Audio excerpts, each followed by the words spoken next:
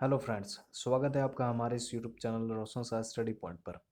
आज की इस वीडियो में हम क्लास 12 के इकोनॉमिक्स की बुक भारतीय अर्थव्यवस्था के विकास का चैप्टर 3, जिसका नाम है भारतीय कृषि की समस्याएं, नीतियां और उपलब्धियां का पार्ट 2 देखेंगे। जिसमें जो टॉपिक है वो है भारतीय कृषि में सुधार। अगर आपने पार्ट 1 नहीं देखा तो पार्ट 1 देख लिया, उसके बाद ये पार्ट 2 देखें। तो इस भारतीय कृषि में जो सुधार है उसमें हम किसके बारे में पढ़ेंगे? तकनीकी सुधार के बारे में पढ़ेंगे, टेक्निकल रिफॉर्म्स के बारे में पढ़ेंगे। और दूसरा संस्थागत सुधार यानी भूमि सुधार, इंस्टीट्यूशनल रिफॉर्म्स या लैंड रिफॉर्म्स के बारे में पढ़ेंगे।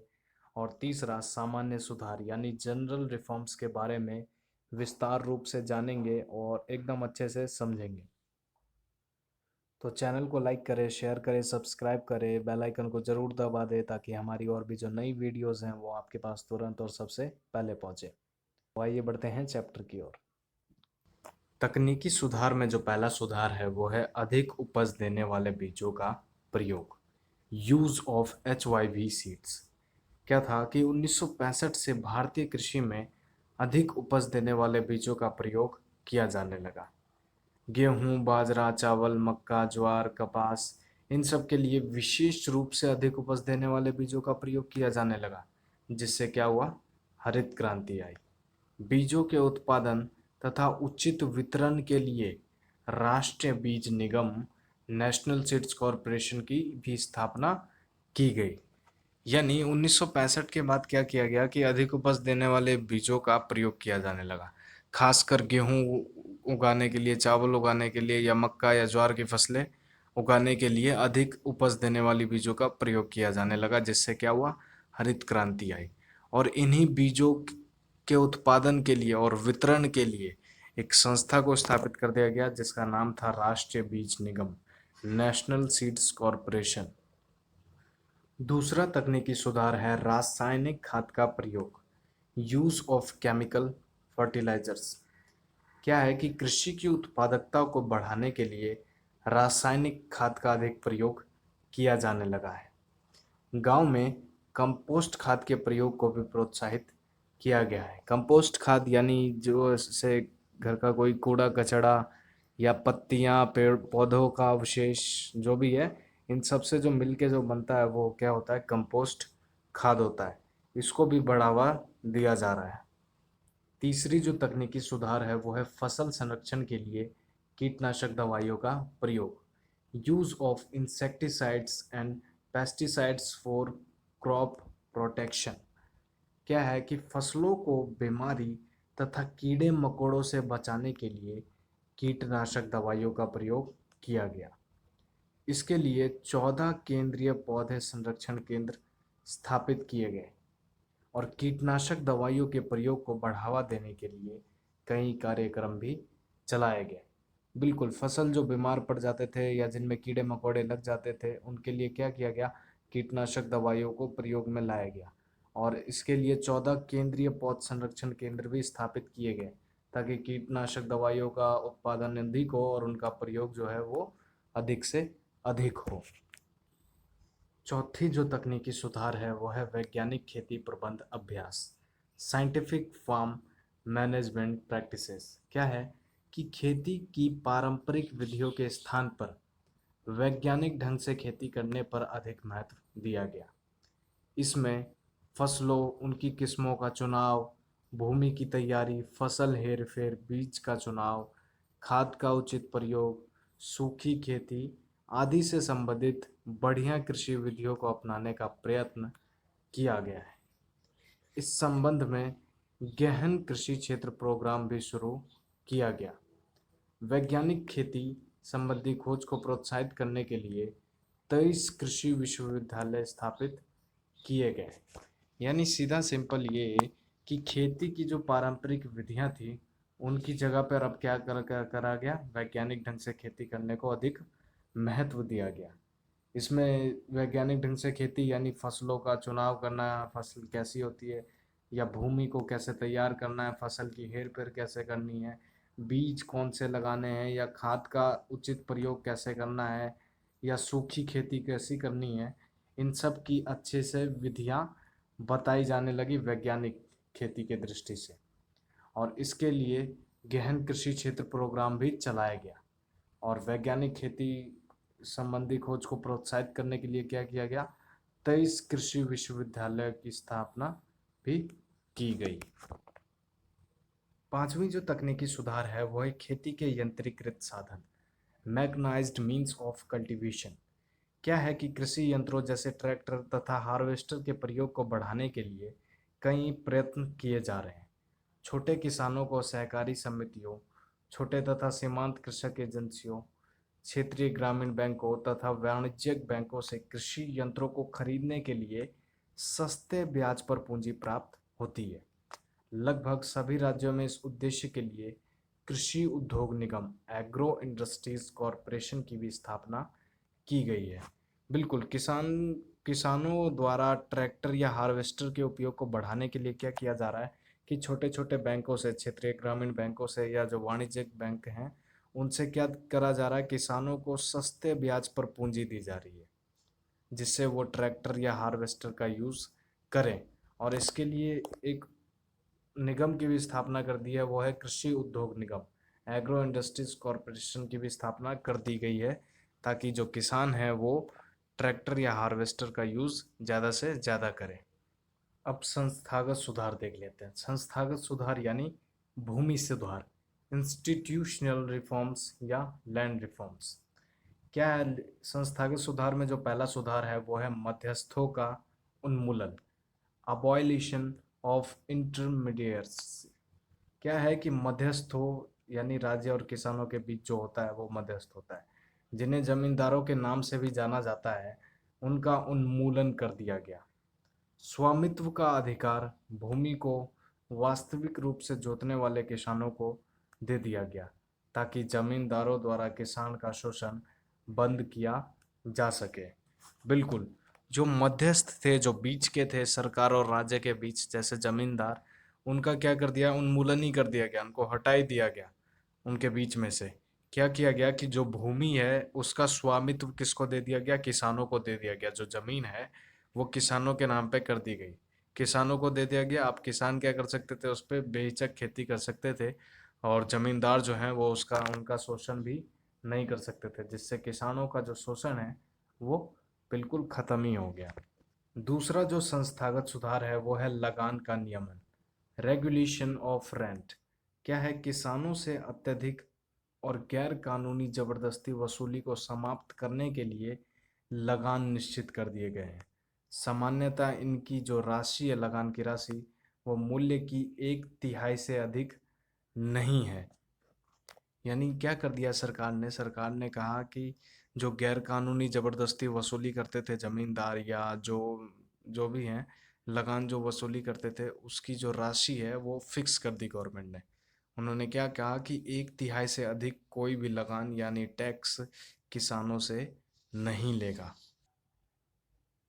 तीसरा जो संस्थागत सुधार है वो है चकबंदी, कंसोलिडेशन ऑफ होल्डिंग्स। चकबंदी होता है क्या? चकबंदी यानी इधर उधर बिखरी हुई भूमि या खेतों को किसान को एक ही जगह पर सौंपना चकबंदी कहलाती है। और भारत भारत में क्या है कि किसानों के पास जमीन तो है लेकिन वो क्या है, जो खेत है वो बिखरे हुए हैं। थोड़ा सा खेत यहाँ पर है, थोड़ा उधर है, थोड़ा इधर है, तो ये बिखरे पड़े हैं। और इसी विखंडन की समस्या को यानी इसी बिखरी हुई समस्या का समाधान करने की दृष्टि से क्या किया गया, चकबंदी कार्यक्रम चलाए गए।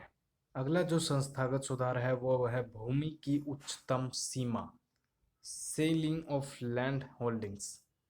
भूमि के वितरण में समानता को प्रोत्साहित करने की दृष्टि से जोतों के आकार की उच्चतम सीमा निश्चित कर दी गई है। निर्धारित उच्चतम सीमा से ऊपर की भूमि को सरकार ने स्वयं ले लिया और उसका पुनः वितरण छोटे किसानों या भूमि रहित श्रमिकों के बीच कर दिया गया है। यानी क्या किया गया कि भूमि की उच्चतम सीमा निर्धारित कर दी कि अगर आप जोत कर रहे हो, खेती कर रहे हो, तो आपके पास इतना ही हेक्टेयर जमीन होना चाहिए। इतना उच्च जोतों की क्या कर दी, सीमा निर्धारित कर दी कि आप इतने ही उस पर खेती कर सकते हो। और क्या कर दिया गया, जिसके पास ज़्यादा ज़मीन थी उनकी भूमि क्या कर दी, सरकार ने ले ली और उसका वितरण यानी उसको बांट दिया, किस में, छोटे किसानों या भूमि रहित श्रमिकों में, उस जमीन को सौंप दिया गया ताकि वो भी खेती कर सके, इसलिए भूमि की उच्चतम सीमा निर्धारित इसीलिए करी गई थी। अगला जो संस्थागत सुधार है वो है सहकारी खेती, कोऑपरेटिव फार्मिंग। क्या है कि चकबंदी के लाभों को इष्टतम करने के लिए सहकारी खेती को प्रोत्साहित किया गया। प्रतियोगी बाजार संरचना में छोटे जोत धारकों की सौदा शक्ति बढ़ाने के लिए भी सहकारी खेती को प्रोत्साहित किया गया है। सहकारी खेती यानी सब मिलजुल के जो खेती करें उसको प्रोत्साहित किया गया, ताकि जो जोतने वाले हैं यानी जो किसान हैं वो सौदा सही से कर सके या उनके हाथ में सौदा शक्ति हो, सौदा करने की पावर हो, इसलिए सहकारी खेती को बढ़ावा दिया गया। अभी तक हमने तकनीकी सुधार और संस्थागत सुधार तो देख लिए, अब हम देखेंगे सामान्य सुधार, जनरल रिफॉर्म्स। सामान्य सुधार में जो पहला सुधार है वो है सिंचाई सुविधाओं का विस्तार, एक्सपेंशन ऑफ इरिगेशन फैसिलिटीज। क्या है कि कृषि में उत्पादकताओं को प्रोत्साहित तथा स्थिर रखने की दृष्टि से सिंचाई सुविधाओं का विस्तार किया गया है। देश के विभिन्न भागों में बड़ी तथा छोटी सिंचाई परियोजनाएं शुरू की गई हैं। क्या किया गया है कि कृषि उत्पादकताओं को हमेशा प्रोत्साहित करने के लिए कि वो उत्पादन करते रहें, उसके लिए क्या किया गया, कई बड़ी या छोटी सिंचाई परियोजनाएं शुरू की गई। देश में बड़ी तथा छोटी सिंचाई परियोजनाओं को क्यों शुरू किया गया, क्योंकि 1951 में केवल 17% भूमि पर सिंचाई के स्थायी साधन थे। अब खेती के अंतर्गत भूमि की सिंचाई का लगभग 45% भाग है, यानी 1951 में केवल 17% भूमि ऐसी थी जो सिंचाई से जहाँ पर खेती किया जा सकता था, लेकिन अब क्या है, अब 45% भूमि ऐसी है जिसमें खेती की जा सकती है सिंचाई के द्वारा। बहुउद्देशीय परियोजनाओं, मल्टीपर्पज प्रोजेक्ट्स एवं ट्यूबवेलों के कारण अब सिंचाई के अंतर्गत क्षेत्र में वृद्धि हुई है। जिन क्षेत्र में सिंचाई की व्यवस्था संभव नहीं, वहाँ सूखी खेती तकनीक को अपनाया गया है। जहाँ जहाँ सिंचाई हो सकता था वहाँ वहाँ सिंचाई किया गया। बहुउद्देशीय परियोजनाएं भी चलाई गई, जिससे क्या कि खेती के लिए भूमि के लिए जो सिंचाई है वो आसानी से उपलब्ध हो सके, और जहाँ पे सिंचाई उपलब्ध होना असंभव सा था वहाँ पे क्या किया गया, सूखी खेती को बढ़ावा दिया गया, भूमि को ऐसे ही नहीं छोड़ा गया।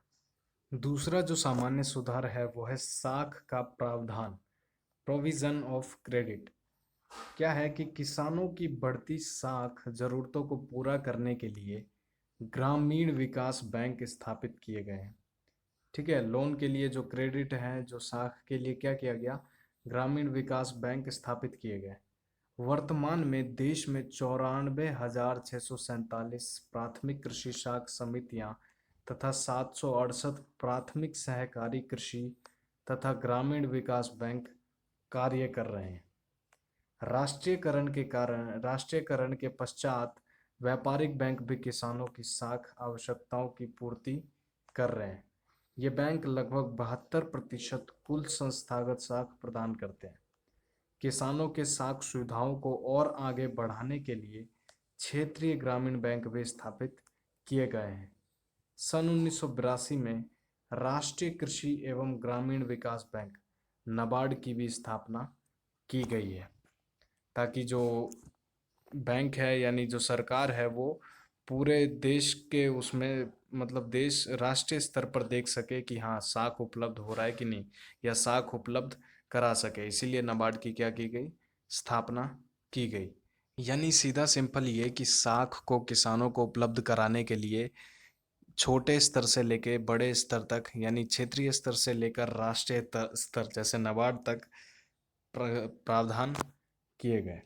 तीसरा जो सामान्य सुधार है वो है नियमित बाजार, रेगुलेटेड मार्केट्स। क्या है कि देश के सभी भागों में नियमित बाजारों की स्थापना की गई है।